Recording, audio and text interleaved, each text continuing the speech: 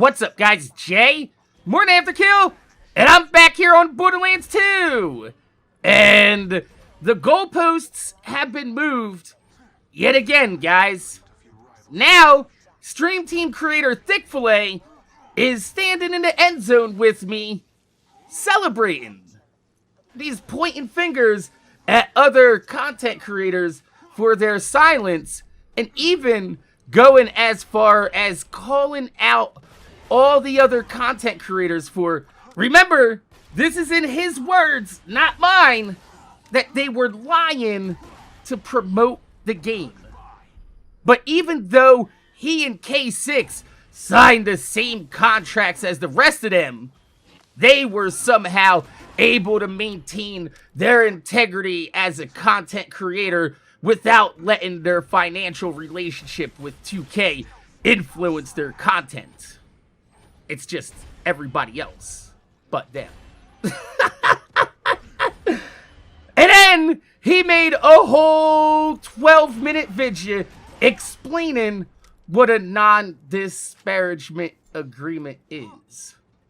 And explaining that it doesn't mean you can't criticize the game, it just means you can't tell Randy Pitchford to go eat a bag of dicks.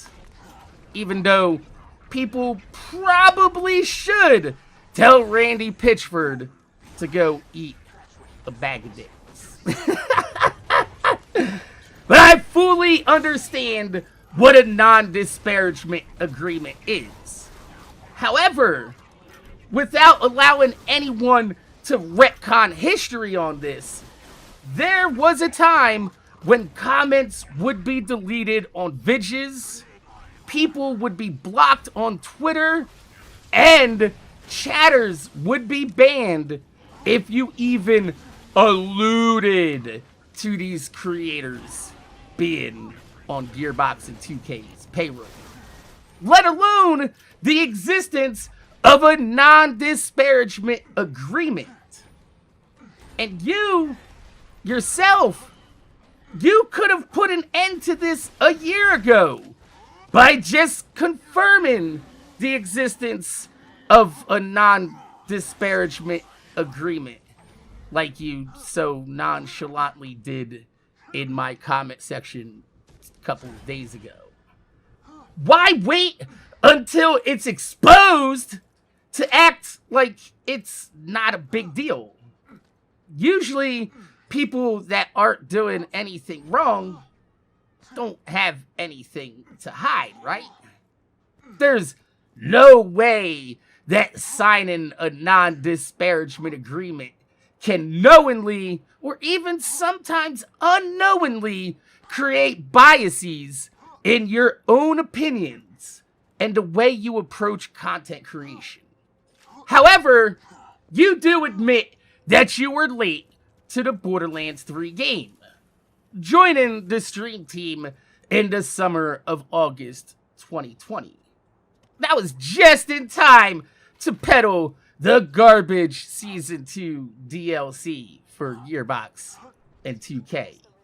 So, you weren't around to see both Baru and Goth, long-time standing members of the Borderlands community, become vocal about the state of the game at launch, challenging Gearbox's questionable nerfs and the lack of fixes to awful game-breaking menu lag and crashes, only to find themselves at the mercy of the non-disparagement agreement and being fired. Now, Baru, I admit, he can be a little harsh with his criticisms. But Goth is a corporate man. He knows how to play the corporate game. When he gives his criticism, it's always fair and never disparaging towards the company and their developers. He's always very respectful in how he approaches his criticism. Yet, he was still let go from the stream team at launch as well. So, in your video, you focus on attacking the point of what a non-disparagement agreement is, and the fact that you're still allowed to give criticism while completely disregarding the existence of evidence of people being fired underneath the non-disparagement agreement simply for giving their opinions in a respectful manner. Now, how about my third and most recent example of this? You! Oh, Mr. Thick-Fil-A. You are my third example of how the non-disparagement agreement affects content creators' opinions. You say yourself you were one of the most vocal people on giving criticism to Gearbox and 2K. I was one of the most outspoken criticizers of Borderlands. I posted a video over a year ago called Borderlands 3's Top 5 Failures. However, while under contract for Borderlands 3, your channel's criticism is non-existent. It's not until Wonderlands, when Gearbox and 2K decided to not renew your contract for the stream team, that your titles and thumbnails became more outwardly critical and sensational. Even going as far to call it Wonderlands subpar content in your thumbnail. Which I agree with. But I digress. What is missing are all the early access videos that other content creators like K6, Lazy Data, Epic NNG, they all uploaded early access videos. But you didn't. The 2 times you did stream Wonderlands at launch weren't sponsored streams.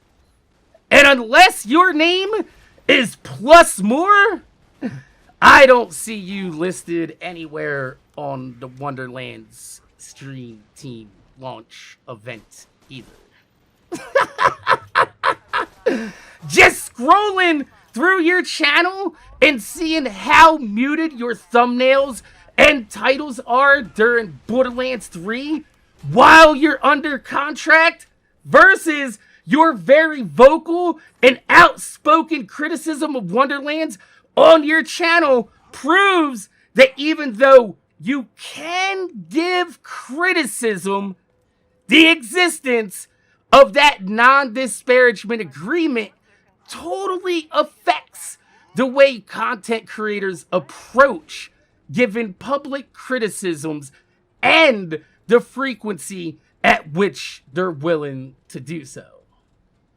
I'm sure that paycheck didn't hurt either, though. So, my name is Jay. MorninAfterKill. I want to thank you guys for watching. Make sure you guys rate, comment, subscribe. If you really thumbs up on the video, I'd highly appreciate it because it gives me motivation to make more videos for y'all motherfuckers that watch my motherfucking videos. I love how these creators just cherry pick their arguments and totally ignoring the evidence of creators being fired for breaking their non-disparagement agreement. Creators who reach nowhere near the level of outspoken criticism as I do. But they keep using me as a measuring stick, ignoring all the evidence, pointing fingers at other creators while being guilty of the same submissiveness to Gearbox and 2K while under contract. And then say that I don't understand what's happening here? They're trying to misdirect the conversation away from my original point?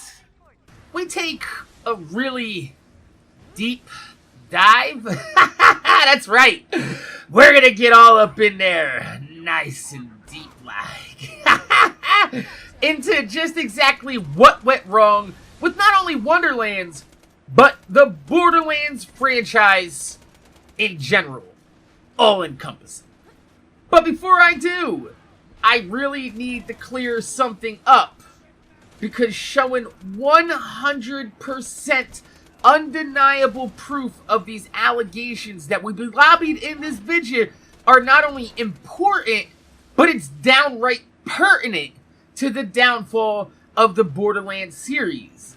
And that is that leading up to the launch and during the lifespan of Borderlands 3, Gearbox was not only paying content creators to stream on Gearbox's Twitch's channel, but they also had a clause inside of their contract that if they spoke out against the game on their own social media, that they would lose their contract and would be forfeit any of the money that they were being paid by Gearbox.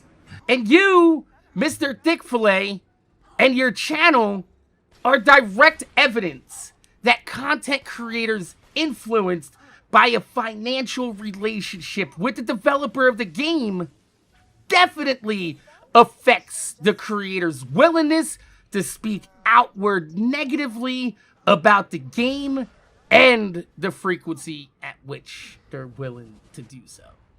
Let me know what your thoughts are in the comment section down below. My name's Jay, MorninAfterKill. Thanks for watching, and I'm gonna see y'all motherfuckers later. Head to the town of Overlook. Thanks to Hyperion's mining operations, the people of Overlook suffer from the skull shivers. They won't disturb us. Under no circumstances are Hyperion robots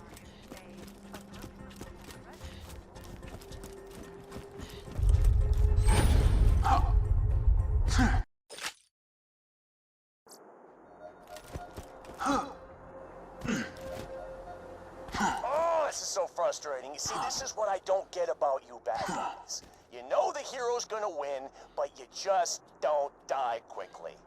Man, example, this one guy in New Haven, right? City's burning, people are dying left and right, yada, yada, yada. This jackal rushes me with a spoon. A freaking spoon, and I'm dying laughing, right? So I scoop out his stupid little eyeballs with it, and his kids are all, wah!